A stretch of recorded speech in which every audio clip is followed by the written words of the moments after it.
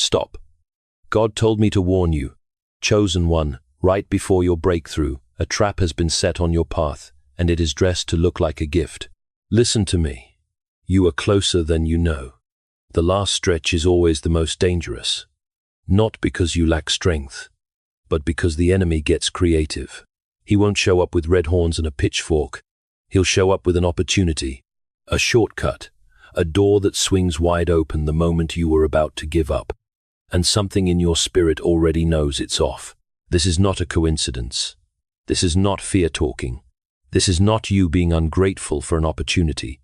This is the Holy Spirit guarding the one who is closer to the finish than they realize. I feel it right now, that offer that appeared out of nowhere. It looks perfect. It answers every practical need. But your soul is restless. You can't put your finger on it. You're wondering if you're just scared, if you're self-sabotaging. You're not. That unease is not anxiety. It is discernment.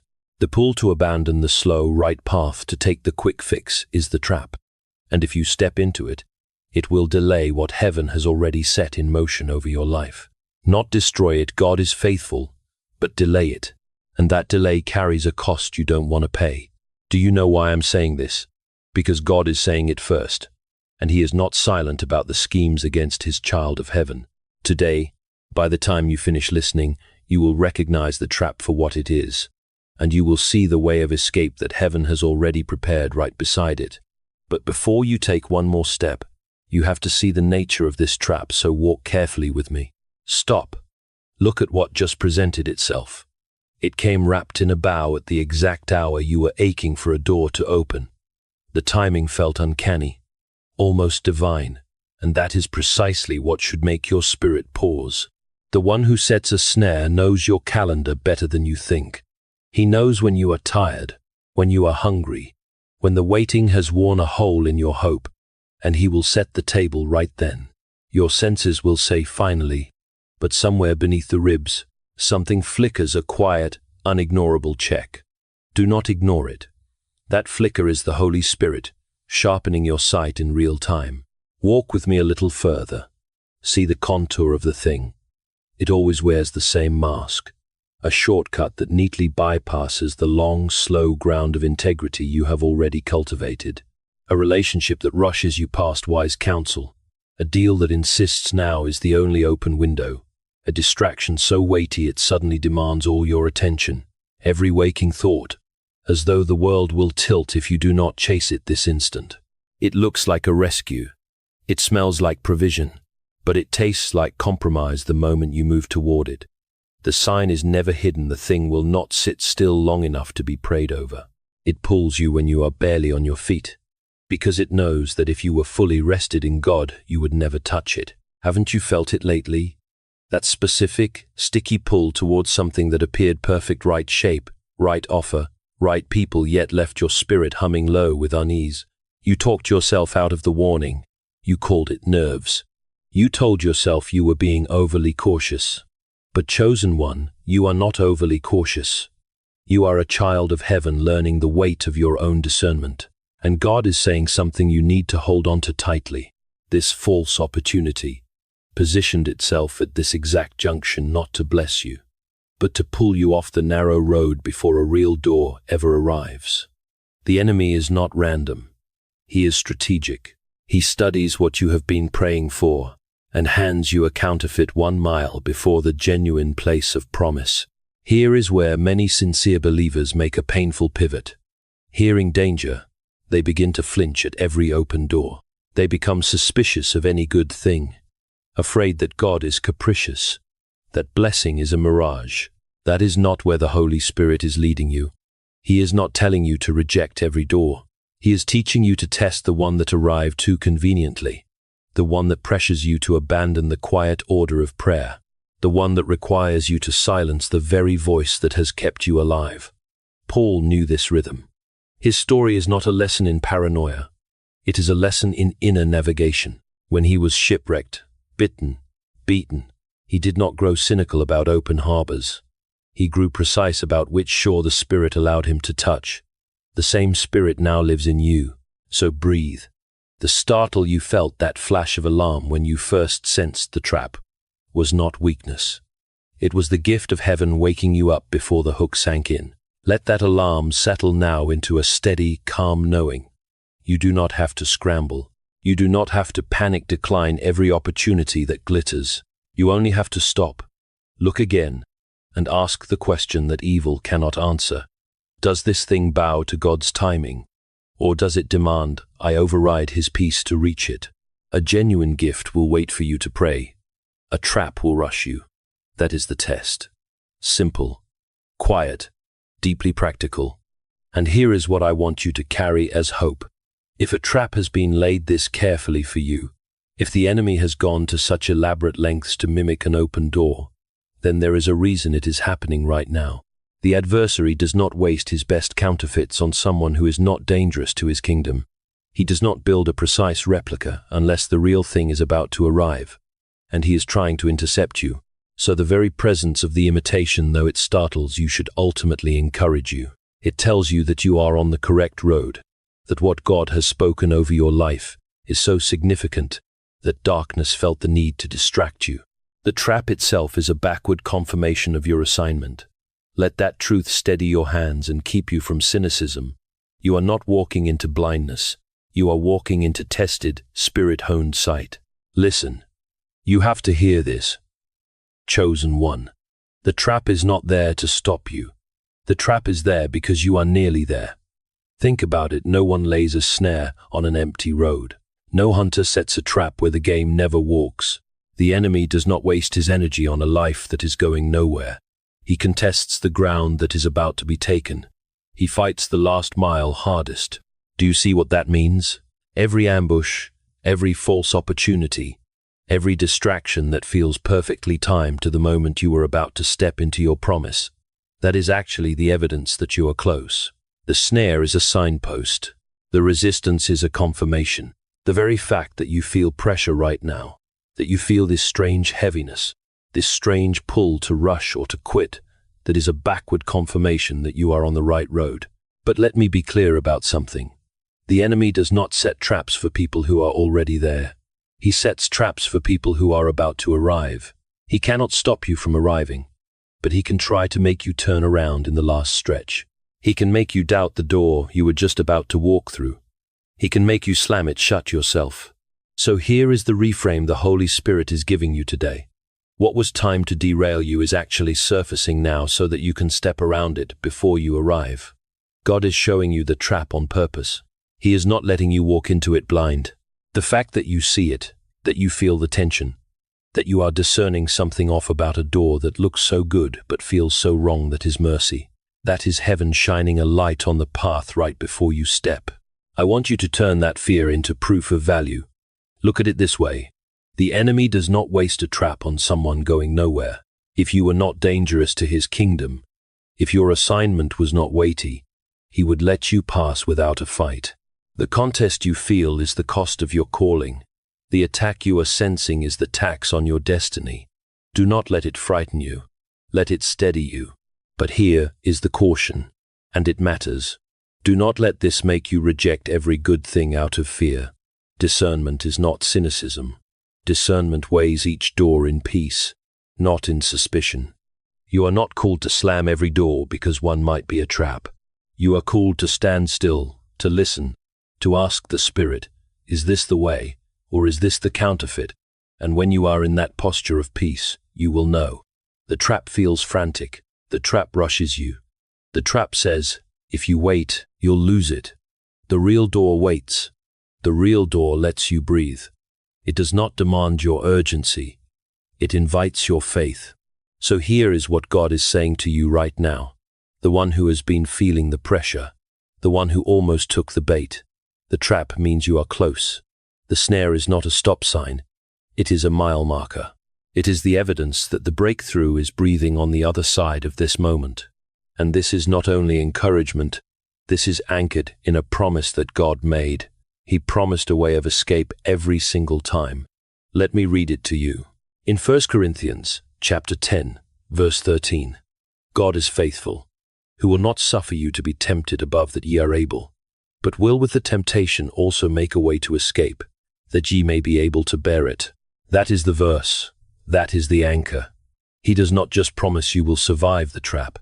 He promises that with the temptation not after it, not around it, but with it he makes a way out. He prepares the path of escape before you ever feel the snare. The way is already there. You are not walking into a dead end. You are walking into a door that he has already opened. So let that settle over your life right now. The same God who went before you into the wilderness, who prepared the table in the presence of your enemies, has already cleared a path through this moment. You do not have to fight your way out. You only have to take the way he has already made. That is the encouragement. The trap is not your defeat. It is your cue. It is the sign that you are about to step into something the enemy fought to keep you from. And because you are his, because you are chosen, because heaven itself watches over your name, you will not fall into it. You will step around it. You will walk through the door he set before you. Do you feel that? The shift in your chest, the tension loosening. That is the Spirit of God telling you, you are not lost. You are nearly there. Keep your eyes on me, not on the snare. Now, I want you to sit with that for a moment. Breathe. Let the fear drain out. Let the peace come in. And when you are ready, tell him you see the trap, and you are not afraid anymore. Tell him you trust the way he is making, because he is faithful, even in this last stretch. Now, let me read it to you. Not from my own thoughts, not from a feeling in the air, but from the word that never shifts, never wavers, never fails.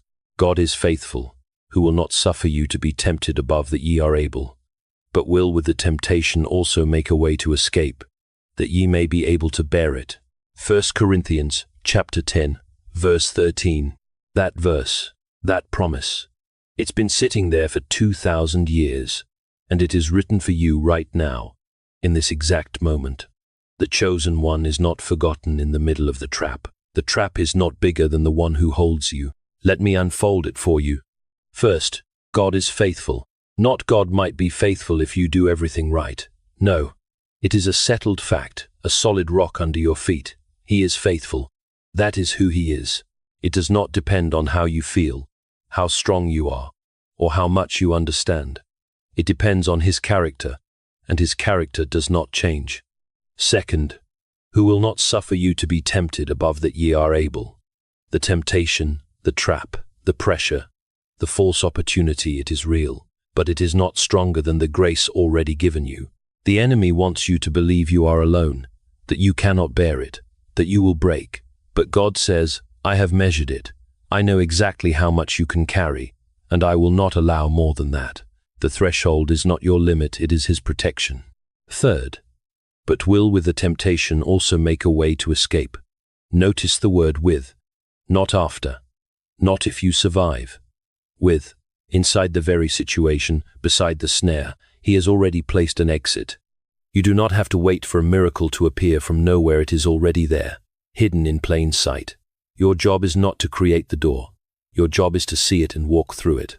Think about it. When that job offer lands in your inbox, the one that promises everything you've wanted, but something inside you, the one who knows you best, stirs with unease, that is not fear. That is the Holy Spirit showing you the escape. He is saying, do not take this. I have something better over your life. And the chosen one has to trust that quiet check more than the loud promise. Remember Joseph?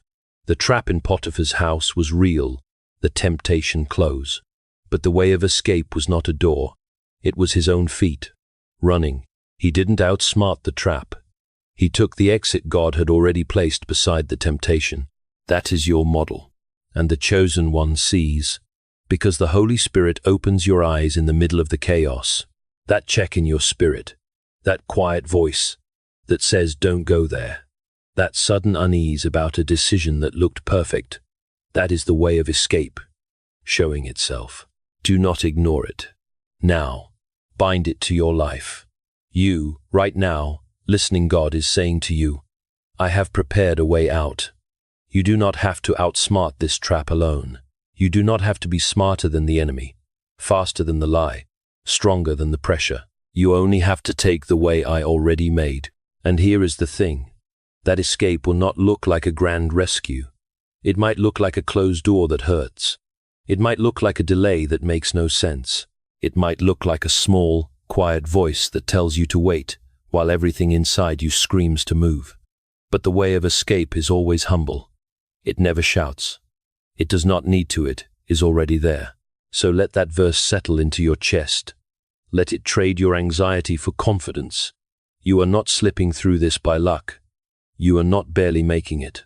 You are walking the path God laid before the foundation of the world. The trap is real, but his faithfulness is older, deeper, and stronger. Hold still for a moment. Feel the weight lift. The chosen one does not have to be afraid of the snare because the escape is already placed beside it. But to take that escape, there is one thing you must not do this week, and it is the thing the trap is counting on. So here is what you must not do. Listen closely. Do not grab it. Do not seize that offer the moment it appears. The trap is counting on your speed. It is counting on the fact that you have been waiting so long, aching so deep, that when something finally looks right, you will lunge.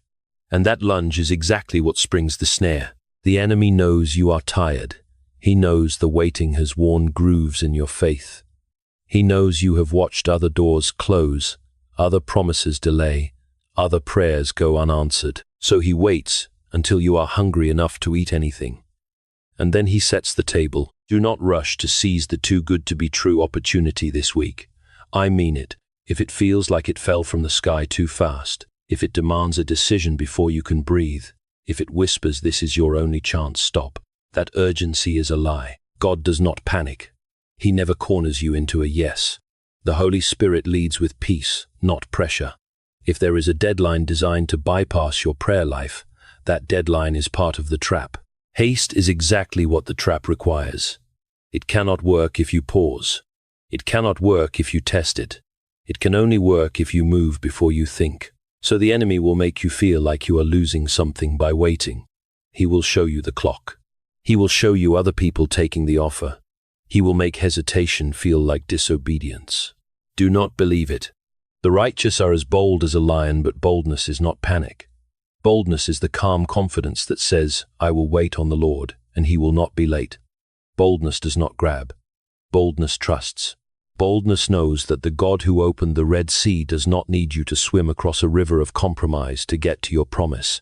So do not abandon the slow, right path for a fast, uneasy one. There is a path that looks right. It is wide. It is smooth. It promises speed. But it ends in death. There is another path, narrow, sometimes uphill, requiring patience. That path leads to life, and the trap is dressed exactly like the first path. Speed bought at the cost of peace is the snare itself. You have walked with God long enough to know the difference.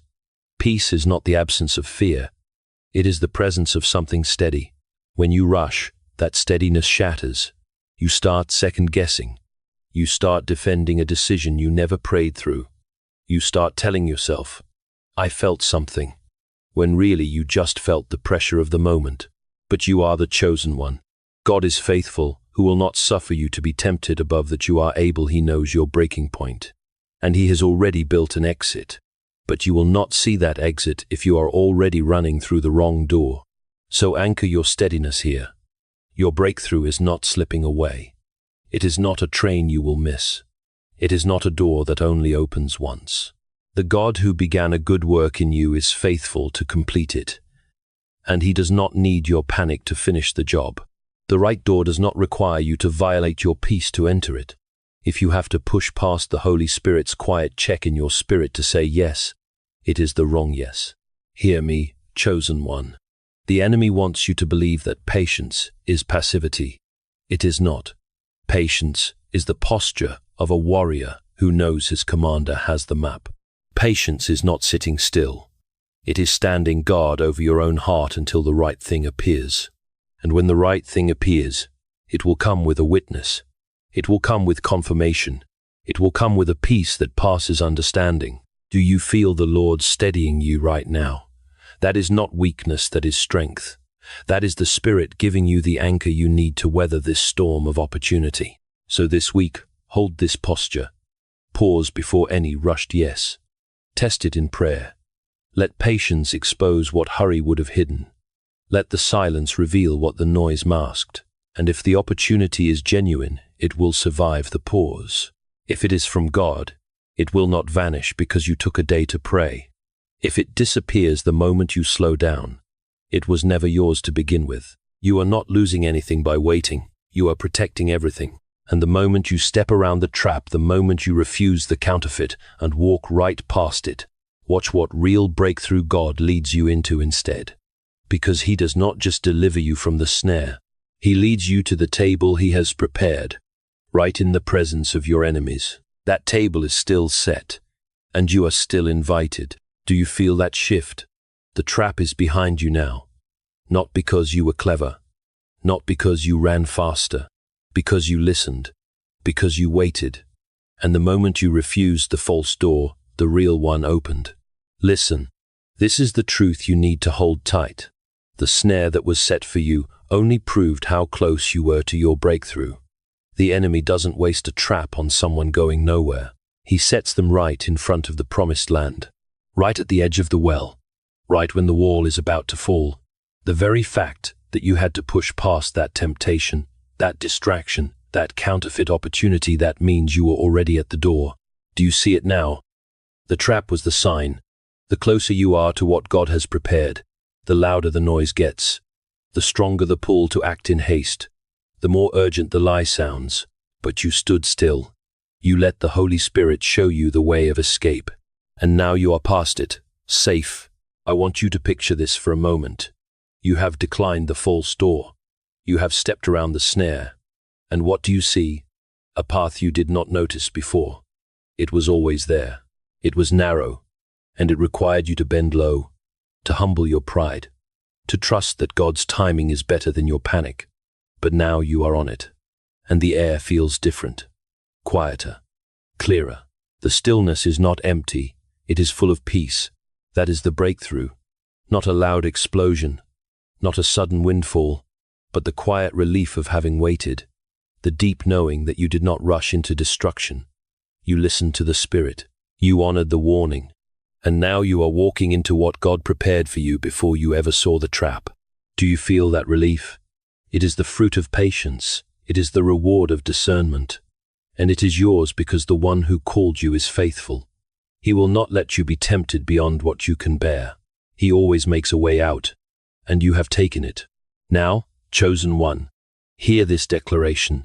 It is time to speak it over your life, over your future, over your household. You are not defined by the trap you escaped.